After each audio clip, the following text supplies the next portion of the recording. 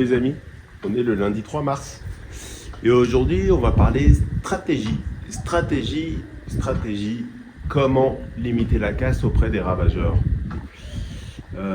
Il existe plusieurs types de ravageurs, les oiseaux, des insectes, les renards, ça dépend en fait. Les ravageurs pour nous c'est toutes les espèces qui vont nous faire des dégâts dans nos récoltes. Dans certains cas ça peut être même les humains. Qu'on fait en ma dernière vidéo. D'ailleurs, chez moi, c'est plutôt les humains qui font plus de dégâts que des animaux.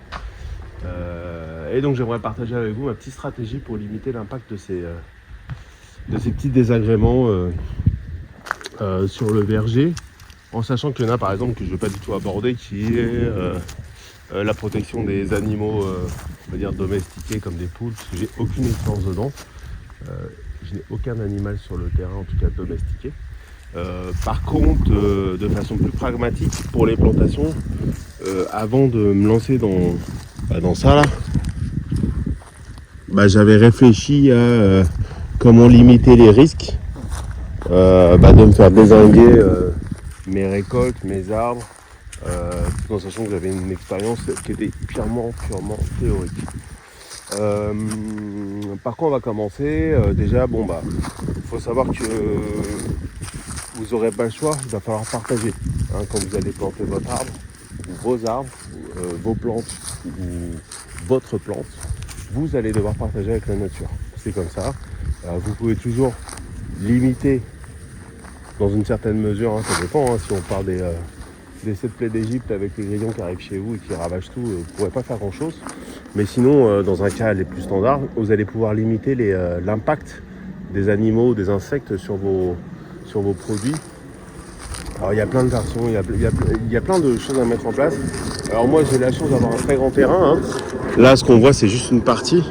C'est à peu près, 5-6 000 m². C'est un peu moins d'un dixième de la taille du terrain. Le terrain s'étend sur toute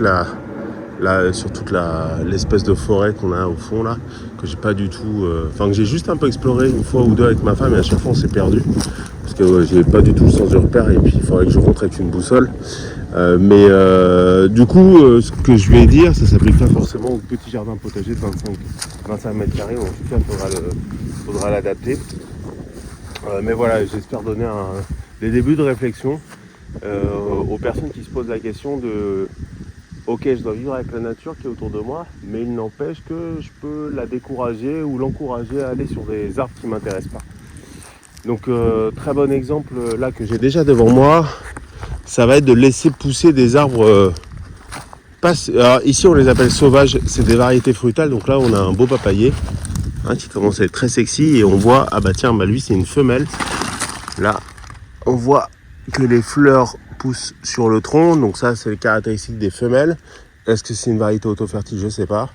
Mais j'ai 2 papayers qui ont poussé comme ça. Enfin là du coup j'en ai 3. J'en ai un ici, un deuxième petit qui pousse là, et j'en ai un troisième sur le terrain. Alors lui par contre il est auto-fertile, on va y aller vers lui. Et pourquoi c'est intéressant? C'est une variété qui fait des petites papayes. Et vous savez, par exemple, si vous êtes attaqué, si vos plantations sont attaquées par des oiseaux, les oiseaux entre des très gros fruits et des petits fruits, ils vont toujours aller vers des petits fruits. Parce que c'est plus simple pour eux à aller taper dedans en fait. Donc, des variétés sauvages, ce qui localement on appelle sauvage, mais je ne me souviens plus du terme en français. En tout cas, pas des variétés productives au sens propre du terme pour l'être humain. Et celles-là sont très intéressantes parce que ça va encourager les animaux, les oiseaux notamment, à aller taper dedans. Et je sais que là, donc c'est la deuxième fois que j'ai un papayer qui pousse à cet endroit-là, donc il commence déjà à faire un fruit. En quelques mois, là on le voit. Si c'est la même espèce que la dernière fois, elle va se faire directement attaquer par les oiseaux qui vont mettre des coups de bec dedans. Sûrement pas à cause du sucre du fruit, mais plutôt parce qu'ils ont soif. Et donc, cette première étape qui est de laisser pousser des cerisiers, des pommiers, des papayers sauvages, suivant le climat dans lequel vous êtes. Surtout si vous plantez vous-même cette variété-là à côté, ça nous amène sur une réflexion qui est l'oiseau il a soif en fait, surtout pendant les saisons chaudes, donc l'été en France. Mais ici, on a 6 mois de saison chaude. Et donc, c'est aussi pour ça que j'ai fait un point d'eau. Alors, le point d'eau, si je l'avais voulu optimum, après réflexion, j'aurais dû le mettre au milieu du verger plutôt que sur le côté. Et là, on voit des libellules de partout. Alors, le point d'eau, ça a plein de propriétés. La première, c'est que ça fait un espace humide dans une zone, donc ça attire tout un tas d'insectes qui vivent, donc ça peut, ou même de petits animaux, ça va être des petites grenouilles, ça va être des libellus, ça va être ce genre de choses qui adorent ce type d'espace. Et puis ça va permettre à tous les animaux qui ont soif et qui, pour se désaltérer, vont taper dans vos fruits, d'aller boire ici plutôt parce qu'ils préfèrent de l'eau. Normalement d'ailleurs avec la hauteur, en volant, ils repèrent. D'ailleurs, souvent on va avoir des animaux, des oiseaux pas très loin de la mare, perchés sur l'arbre, prêts à plonger pour aller soit manger un petit insecte, soit boire dedans. Et donc ça c'est un bon indicateur parce que le fait d'avoir ce point d'eau, alors encore une fois, si je l'avais mis au milieu, ça aurait pas été plus mal. Ça va déjà détourner une partie des oiseaux qui ont soif vers cet endroit-là. Ça, c'est important. C'est important, donc du coup, de pouvoir donner de quoi boire à tous ces animaux. Alors, pour ceux qui ont des piscines, ils vont voir d'ailleurs qu'en été, souvent, ils vont trouver des petites abeilles qui sont noyées, ce genre de petits pollinisateurs, voire des fois des papillons. Parce qu'elles ont soif. Donc si vous mettez vous-même des points d'eau, alors si vous n'avez pas un terrain comme moi de plusieurs milliers de mètres carrés, vous pouvez mettre une petite fontaine, vous pouvez acheter des petites pompes solaires, ce genre de choses. Vous n'avez même pas besoin d'électricité pour qu'il y ait une circulation de l'eau. Et puis rouler quoi. Et puis ça fait un espace zen. Alors là je ne sais pas du tout aménagé, notamment que là j'ai les petits ravageurs humains que je dois gérer. Donc c'est pas complètement réglé. D'ailleurs pour gérer ça je fous des caméras là. Là, je l'avais expliqué dans la vidéo d'avant, je vais mettre des caméras pour les attraper. Et puis ça me fera un problème en moins à gérer. Et puis une fois qu'ils seront attrapés et que je serai sûr que j'aurai plus de dégâts ici, j'irai m'en occuper. C'est-à-dire, j'irai mettre des plantes un peu plus dans le fond en utilisant des parpaings parce que là, c'est beaucoup plus profond. Voilà. Donc stratégie, premièrement, on a dit garder des arbres fruitiers qui ne serviront pas à vous, mais qui seront plus intéressants pour les oiseaux. Deuxième, ça va être un point d'eau, parce que les oiseaux, c'est comme tous les animaux, ça a soif, quand ça doit boire, ça va taper dans les fruits. Troisième, vous pouvez chercher des fruits qui mûrissent en étant verts. Les fruits verts, en général, vont se faire moins attaquer parce que c'est pas un symptôme de maturité. Vous avez par exemple les kombawa, certains types de citrons, vous allez voir que jamais les oiseaux vont aller taper dedans. Parce que les oiseaux vont repérer les changements de couleur, les couleurs rouges, les couleurs jaunes, ce genre de choses qui vont indiquer que le fruit est mûr, donc est juteux ou sucré, et vont aller taper dedans. Quoi d'autre? Donc vous avez tout ce qui est filet de protection. Alors ouais, moi vu là il y a une centaine d'arbres, je pense que ça me coûterait un petit peu cher. Je suis pas farouche, je suis pas un farouche défenseur des filets de protection, mais j'imagine sur une exploitation professionnelle, vous n'avez pas trop le choix quand vous devez garder la petite guêpe qui est posée sur la figue. Vous n'avez peut-être pas trop le choix. Moi ce que je dirais c'est mélanger les espèces. Parce que vous allez brouiller les odeurs, vous allez brouiller, alors ça va pas forcément marcher avec les oiseaux, mais tout ce qui est de type insecte, si admettons que vous ayez un manguier qui soit contaminé, les ravageurs vont avoir plus de mal à sauter d'arbre en arbre pour aller chercher un autre manguier, alors que si vous avez un coin manguier, un coin pommier, un coin cerisier, si vous avez un ravageur qui tombe dessus, il va faire une razzia sur tous vos fruits. Donc je vous encourage vivement à mélanger comme moi au sein de votre terrain tous les arbres fruitiers, de façon à ce que les signaux soient brouillés. Puis je sais que des fois ça peut compliquer la récolte, mais ça peut aussi la faciliter, puisque ça vous fait des zones séparées où vous pouvez aller récolter. Il y a quelque chose que j'ai pas fait avec mes gens en tête, ce sont les poules. Il y a plein d'insectes qui vont alors moi je pense dans les climats tropicaux, mais plus dans les climats tempérés où vous avez une saison froide, il y a plein d'insectes qui ont une partie de leur cycle de vie dans le sol, et notamment en hiver. Vous savez les lianes là, ça faut que j'enlève, ça colonise bien mon petit caimito, pomme étoilée je crois en français. Donc les poules, c'est super intéressant parce que les poules vont gratter le sol autour des arbres et vont aller manger les vers de terre, ça nous intéresse moins qu'elles les mangent, mais tous les petits insectes qui pourraient traîner, qui ont une partie de leur cycle de vie dans le sol. En fait, ça nettoie votre sol. Les problèmes, c'est que ça ramène des contraintes en plus. Alors, la première contrainte, c'est que vous devez grillager parce que les poules, elles peuvent s'en aller. Elles peuvent aller dans vos cultures, dans votre potager si vous en avez un ou chez le voisin. Donc vous êtes obligé de bien les entourer. Ensuite, vous devez les protéger d'autres types de ravageurs qui sont les renards ou moi dans mon cas des aigles. Donc c'est-à-dire que je dois leur mettre un grillage au-dessus de la tête si je veux pas qu'elles se fassent choper à longueur de temps. Et un autre problème, c'est que ça peut pas marcher sur des arbres trop petits comme ça. Parce qu'elles vont aller gratter au pied. Elles vont aller gratter au pied au niveau des racines et elles vont endommager les racines. Donc ça veut dire soit je lui mets une protection, soit il faut que j'attende que ça pousse. Donc là je suis plutôt partisan d'attendre que ça pousse bien, que les arbres fassent une très belle hauteur dans cette zone-là pour mettre des poules. N'oubliez pas que les poules historiquement c'est des animaux de sous-bois. Hein, ça vit pas en plaine, ça aime bien se cacher sous les arbres, ça se sent plus à l'abri.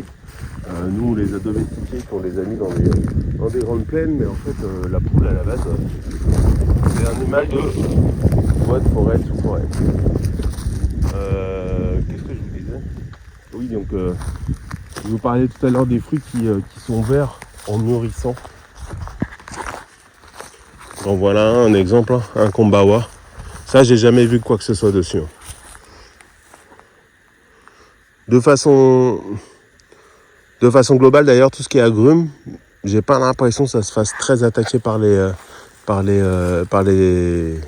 comment on appelle ça, les oiseaux. C'est plutôt les feuilles qui vont se faire attaquer chez nous par les fourmis découpeuses là, ou éventuellement par les grillons ou les sauterelles.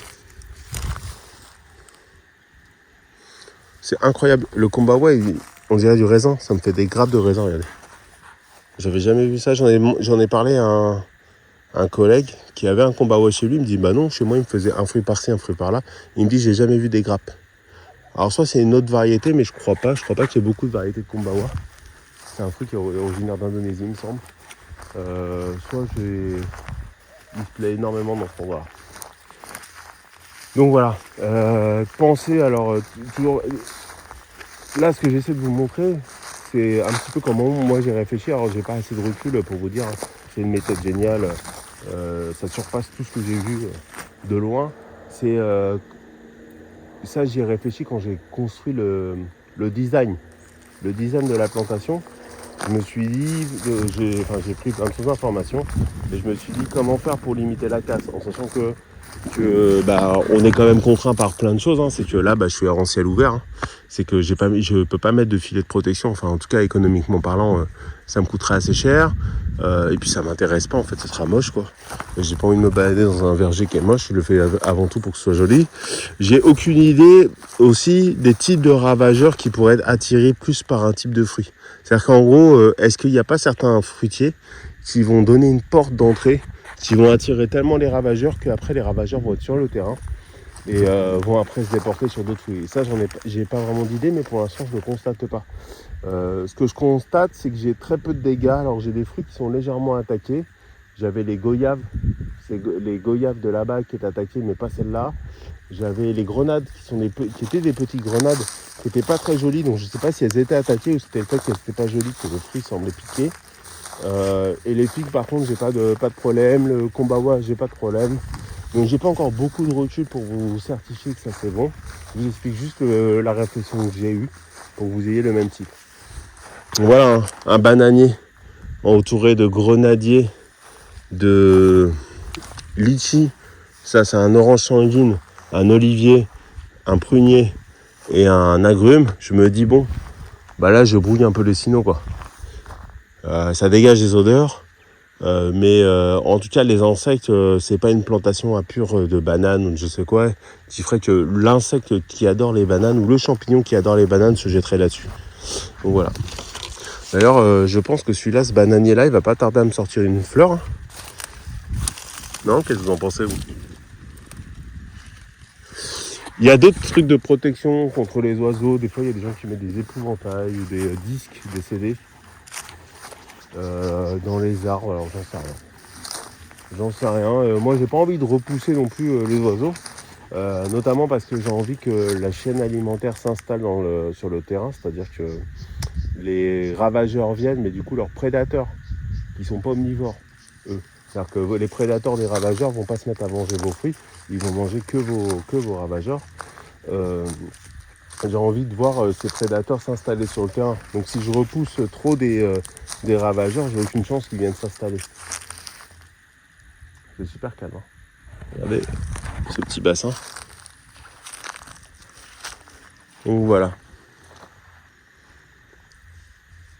Et donc à la base, pourquoi j'ai mis la mare ici, le point d'eau ici, c'est parce que je voulais faire un petit potager là. Donc je me suis dit, ici ça va attirer des libellules et des abeilles. Donc suivant ce que je plante là, ça peut être intéressant. Parce qu'elles sauront apporter, on va dire, de plantes pour tout s'abreuver. Et sûrement quand elles auront faim, elles feront un détour par ici. Dans les faits, cette mare-là, vu la taille de mon potager, pour l'instant où je plante pas beaucoup de trucs, hein, j'ai juste des aromatiques, un peu de gingembre, un peu de curcuma, ce genre de choses. Ça a plus d'intérêt, et une tomate, hein. Regardez, hop, une tomate ici. Cette mare avait plus d'intérêt au milieu de la plantation, vraiment en tout milieu, et pour que tous les animaux que la plantation draine viennent se restaurer autour. Bon, là c'est trop tard, mais je me dis quand je nettoierai la barre, rien ne m'empêche d'en faire une autre. Hein. C'est pas si compliqué que ça. De toute façon, pour nettoyer, il me faut un tracteur, et c'est le tracteur qui fait le trou, qui perce la roche pour faire les mares. Donc si vraiment j'en suis convaincu, j'en fais une là-bas. Là, de toute façon, j'ai mes tuyaux d'irrigation. Je peux mettre une sortie là-bas pour aller remplir la mare, il n'y a pas de problème. Voilà. Et vous, quelle méthode vous avez? Alors j'ai pas parlé d'insecticides, j'ai pas parlé de répulsifs chimiques, ce genre de trucs. Non. La seule chose que je m'autorise à mettre au pied des arbres, en plus du paillage et de l'eau qui vient du puits, c'est mon engrais que je fais moi-même à base de déchets verts. Rien d'autre. C'est pas la peine. Pour l'instant, en tout cas, j'ai pas ressenti le besoin de rajouter de la chimie sur le terrain. Je trouve qu'on a assez de chimie dans le monde pour en mettre aussi dans ce qu'on mange. Voilà. Donc vous, c'est quoi vos techniques? Comment protégeriez-vous vos récoltes? Que feriez-vous pour, pour limiter les risques, hein. Regardez, là j'ai un petit manguier, un litchi. Comment être sûr que mes mangues elles vont pas se faire attaquer? Alors les litchis, je crois pas qu'ils se fassent attaquer. Comme c'est une peau un peu dure, je pense pas. Mais les mangues, si, ça peut se faire attaquer. Voilà, partagez votre expérience si vous en avez sur le sujet. Allez, je vous dis à très bientôt et puis j'espère que cette petite vidéo inhabituelle vous a porté matière à réflexion. Salut les amis, ciao.